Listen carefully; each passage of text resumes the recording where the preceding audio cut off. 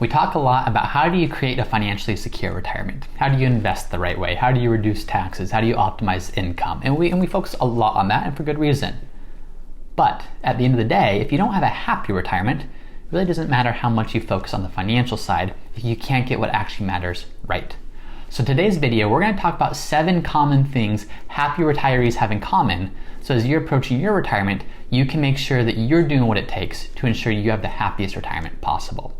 Hey everybody, I'm James Knoll, founder of Root Financial Partners, and I'm here to show you what you need to know to create a secure retirement. At the end of the day, what everyone actually wants in retirement is happiness and contentment. Yes, part of that is security, and part of that is making sure that you're making the most of your assets, but you can have all the assets in the world, all the income, all the investments in the world. If you're not happy at the end of the day, what good is it really? So what we're going to be talking about today isn't so much on the financial side. There's enough videos, enough topics on that. We're going to talk about common characteristics that happy retirees would source when asked what makes their retirement the most happy. Now, this is actually based upon an article I found in Kiplinger's. The source will be in the link below. And what I like about it is it's actually based upon studies of retirees, of what is it that contributes the most to your retirement. And so in today's episode, we're going to talk about that. Not 401ks, not Social Security, not tax strategies, none of that. Just what are the things that lead to a more happy retirement? The first thing that happy retirees have in common is they place a strong emphasis on staying healthy. What good is money if you can't really enjoy it? If you can't take the trips you want to take, if you don't have the energy to play with your grandchildren, if you don't have what it takes to be active and to be out and about, retirees that are happiest really prioritize their health. In fact, I was watching something the other day, and the speaker mentioned a very good point. He said, we all know how bad smoking is for you. So we see how it increases disease. We see how it increases cancer. We know the negative impacts of smoking. And those negative impacts are pretty substantial. And what this speaker said is he said, for as bad as smoking is for you, when you exercise and you strength train and you stay active, it has the same positive benefits that smoking does on the negative side. So for example, if smoking makes you 5 times more likely to have a disease or to pass away from a certain cause, exercising has that same impact on the positive side. Now, I don't know if the number is exactly 5% or so, but it struck me saying, wow, the more you exercise, the more you stay in shape, the better your retirement is going to be. It leads to physical benefits, it leads to mental benefits, and a lot of happy retirees, they really quoted this or they referenced this as one of the key causes of what led to their happiness in retirement. The Center for Disease Control and Prevention recommends about 150 to 300 minutes of moderate intensity physical activity a week. What are some ideas for this? I know pickleball is a fun one. I know walking is a fun one. I know being out and about and socializing is a fun one. But if you can focus on walking somewhere around 7,500 steps a day at a minimum, or riding your bike, or just doing something, that will pay dividends for you over the course of your retirement. Regular walks are also associated with lower blood pressure, reduced risk of dementia, as well as increased longevity and creativity. So it's not hard to see how even just a little bit of physical activity and focusing on good diet and good health leads to a tremendously better retirement. The second habit that people who have happy retirements tend to reference as a cause for that is they foster strong social connections. So happier people, according to one Gallup poll, were found to be those with the most social interactions. So oftentimes one of the biggest risks of retirement isn't that there's not a paycheck anymore. It's there's not that same social interaction from work. You don't have that same interaction with colleagues. You don't have that same interaction with bosses, even if it's a good or bad interaction. There's something to that social interaction piece that we all crave and that we all need. So the more you're able to do so, whether it's through different groups or different things that you're a part of, the healthier your retirement will be. This article goes on to say that social isolation has been linked to higher rates of heart disease, stroke, increased risk of dementia, and greater incidence of depression and anxiety.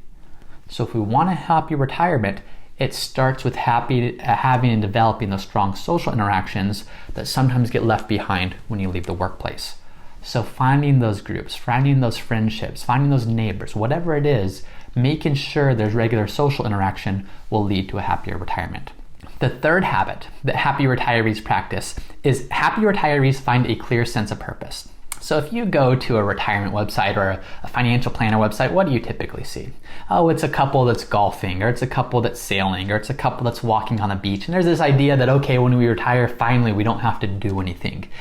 And that's kind of what people think it is until they actually get there. And once they get to retirement, what they find is, yes, it's fun to golf, it's fun to sail, it's fun to do nothing, but only to a certain point. And if you focus too much on that, you're missing what you're actually craving, which is that sense of purpose. One Gallup poll, according to this article, showed that 3 out of 4 people actually plan to continue working beyond their retirement age, not because they need the paycheck, but because it provides them a sense of purpose. That sense of purpose doesn't just stop when you retire. And yes, it's good to play that golf, and yes, it's good to take more trips and to have that relaxation, but that only goes so far into leading to long-term happiness. Finding and maintaining that sense of purpose is really more important as you're looking at what creates happiness in retirement. Another way a lot of retirees focus on this is through volunteering. So people will say that volunteering and giving to others in retirement brings them more happiness than increasing their own income would.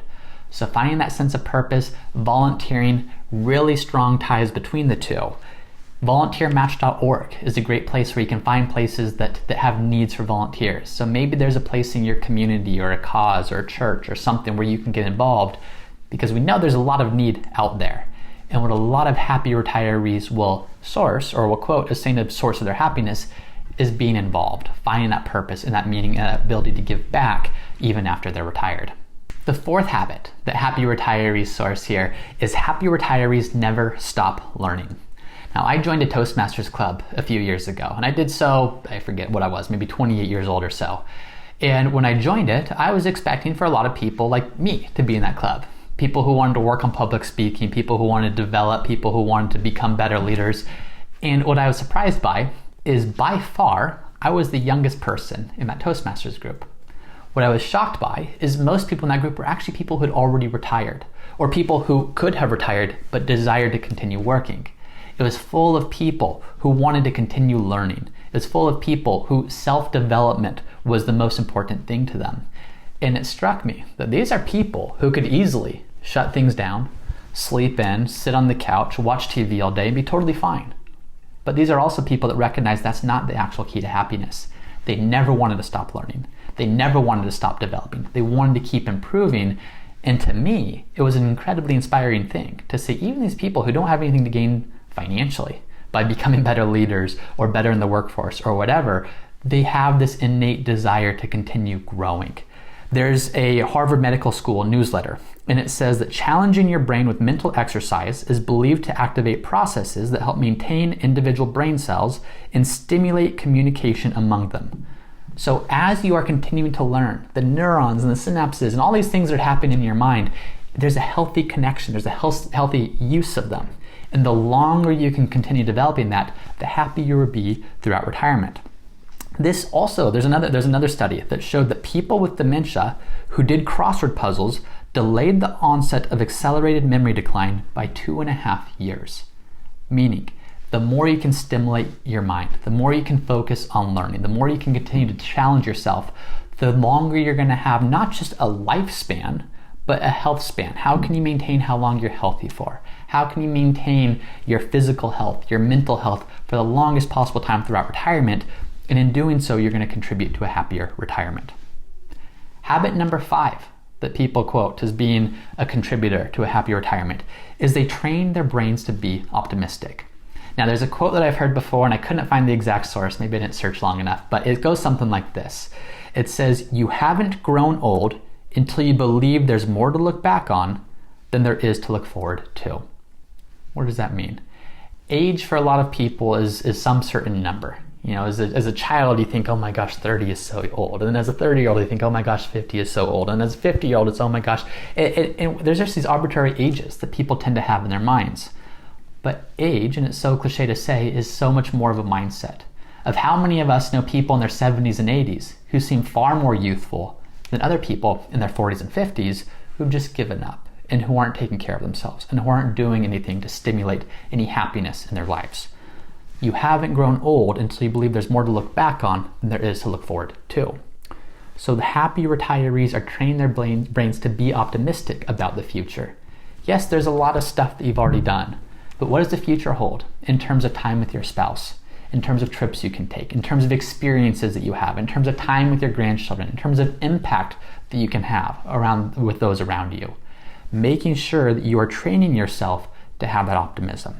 There was a research article published in the Proceedings of National Academy of Sciences, and what it said is it indicates that people with higher levels of optimism live longer.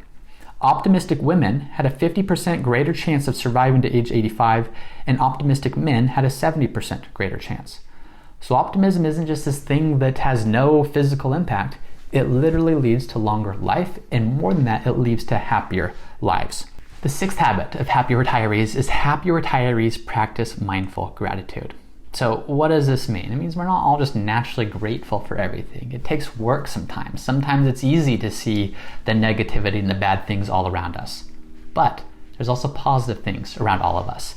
How can we work to nurture the good things? How can we work to focus our minds on the good things? So as we're doing this, there's things like the 5-minute gratitude journal. There's all kinds of tools out there. It's not hard to find, it's just hard to practice sometimes. How can we train our minds to focus on the good in front of us as opposed to being distracted and being consumed by the negativity?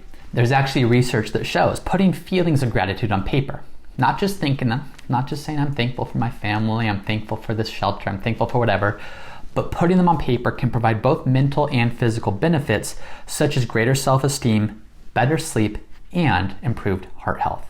So the more that we can practice mindful gratitude, the happier our retirement will be.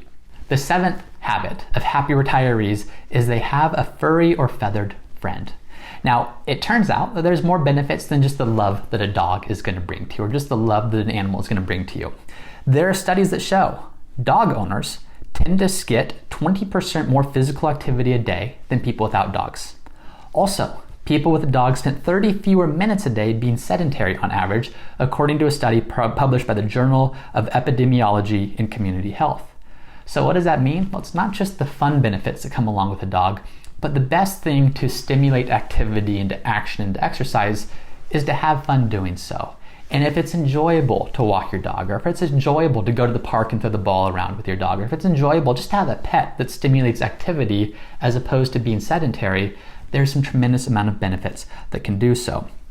So as you're looking at all of this, what's the common theme here?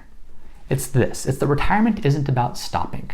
You don't retire so you can give up. You don't retire so you can stop. You don't retire so you can stop trying. You retire so you can be more intentional with your time. Where are you devoting your energy and your focus and your thinking? What are you doing with your activity? What are you doing with your socialization? What are you doing with meaning and purpose? The successful retirements that I see people have aren't those that are just golfing every day and then doing nothing.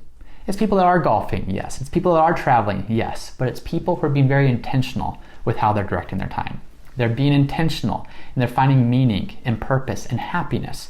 Because at the end of the day, you can have all the money in the world, but if you're not devoting your time and your thinking and your energy appropriately, you're probably not going to have the best retirement. By following these habits and more, these are the keys to having a happy retirement, not just a secure retirement. Thanks again for watching. This is James Canal with the Root Financial Partners. If you enjoyed this video, please be sure to share it with someone else who you think can find value from it. And also be sure to like this video and subscribe for more content like this. And if you want more resources about how you can create a secure retirement, be sure to check out our podcast called Ready for Retirement. And finally, if you're interested in seeing how our services can help you create a secure retirement, check us out at rootfinancialpartners.com.